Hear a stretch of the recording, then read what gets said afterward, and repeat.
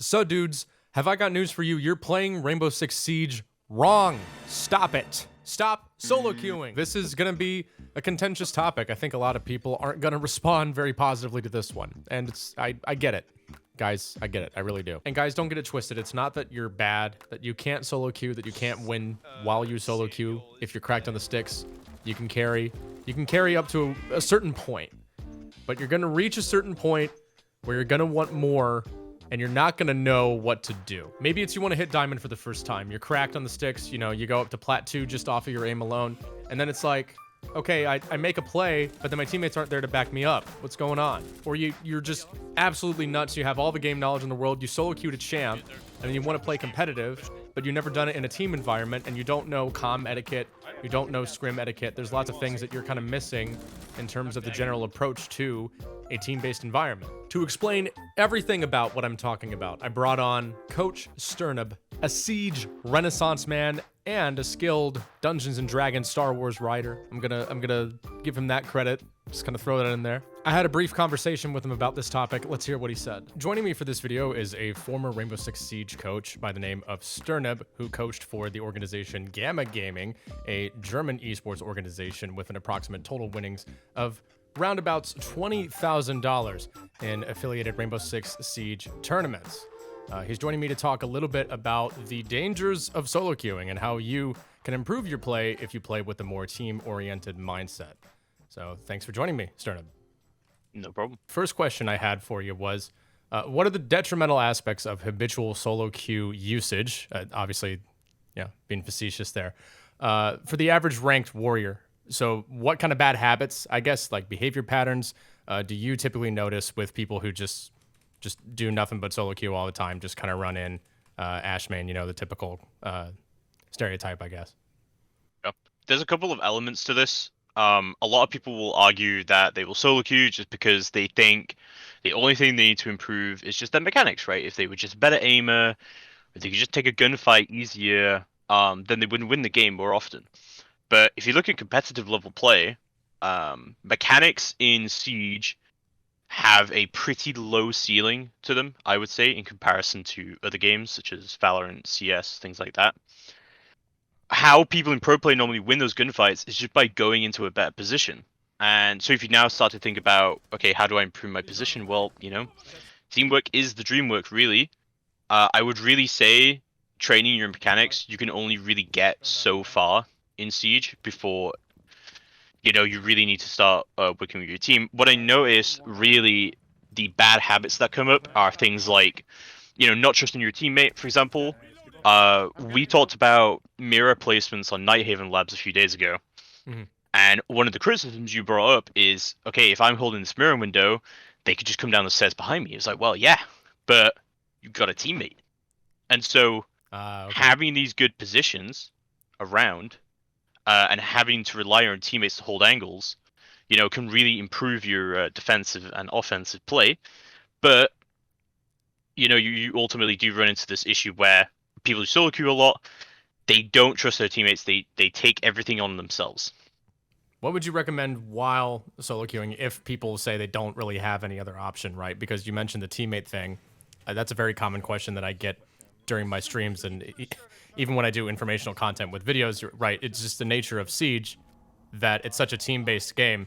I'll make a suggestion with something that's oriented around team play, and then the common response I get is, oh, well, this would be great if I had teammates. So if that's the only option they have, and if they're trying to improve, if no other options are available, what resources do you think they could try to learn outside of playing with the stack if they can't find one? But there's a couple of approaches here. I think the first one really is mindset oriented.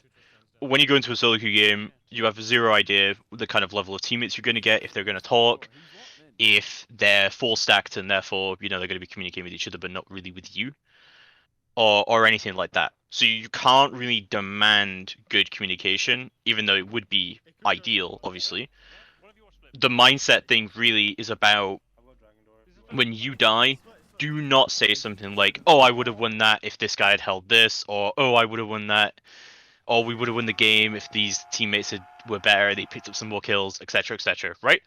maybe you're right. Maybe you were completely right in that scenario. Maybe if a guy had listened to you and held a swing or whatever, you'd be in a better position. But the point is, you can't control the actions of the other people in your team when you're solo queuing.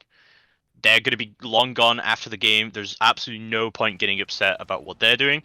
Focus on the things you can control. Trying to think, what did I do in that situation that I could have done better? What position should I have taken?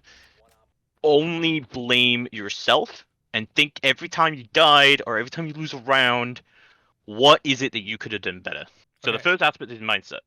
The second aspect, I would say, is there's so many materials on YouTube, stuff like that. We started R6 Tactics and stuff, Mhm. which was my blueprints project, to try and get people to think about the game more in a competitive sense, not just as a a competitive tool for competitive teams, but also just to get people to think about, here's the blueprints to the map in a much cleaner and a much high res way. Take a look at the 2D rendering of this and think about, well, what angles can we hold here? What strats can we actually do here? Think about things you can do as a solo queue to disrupt the enemy team's attack and the enemy team's defense. Lastly, how do you find the right group of people to stack with, assuming that this is the, I would say is the best way to play the game? I haven't solo queued in probably, gosh, I don't know, maybe 3 years. I don't think I've solo queued ranked since then. Yeah. Yeah, for me, there was a few ways of going about it when I was getting into Siege. I don't really know how effective this is going to be these days.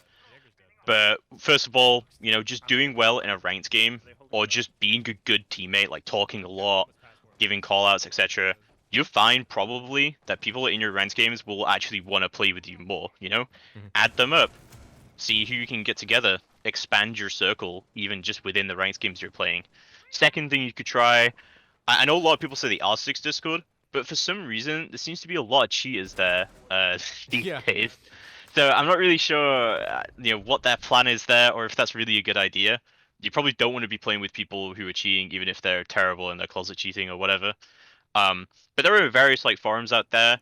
I used to go on this subreddit R6 Teams. I don't know if it's still a thing, but I used to go there. Various clans, various other teams, just putting up things. It's really just about people finding people who have just a good mindset about improving. Because normally when I play in a stack, I don't really care if we win or we lose the game. Obviously, I prefer to win. But I will get pretty annoyed very quickly if I'm playing with people who don't have a similar mindset, right? Who don't want to win the game, are just trolling, or won't listen to me, or won't, don't want to play as a team, that kind of thing. Trying to find people with a similar mindset can be kind of a daunting task. But I found that those two things, going R6 teams, trying to find people who are into the competitive aspects of Siege, if you really want to improve, that's really where your focus should be. As always, whenever I do these kinds of videos, you can check out their socials. I'll leave a link in the description. Thanks, Sternum. No problem. So yeah, I thought that was a really interesting interview. I think Sternub had a lot of interesting things to say in terms of approaching the game from a learning point of view, in terms of your mindset. That's huge. And a lot of things that I wish that I kind of listened to when I first started playing the game, even into my early 20s, when I was starting to take it seriously in terms of doing YouTube content. So hopefully you guys found that video interesting. And I'm interested in doing more kinds of talk show formatted sorts of content pieces like this one in the future. So if you like this one, let me know in the comments down below. Okay? Thanks for watching, guys. Deuces.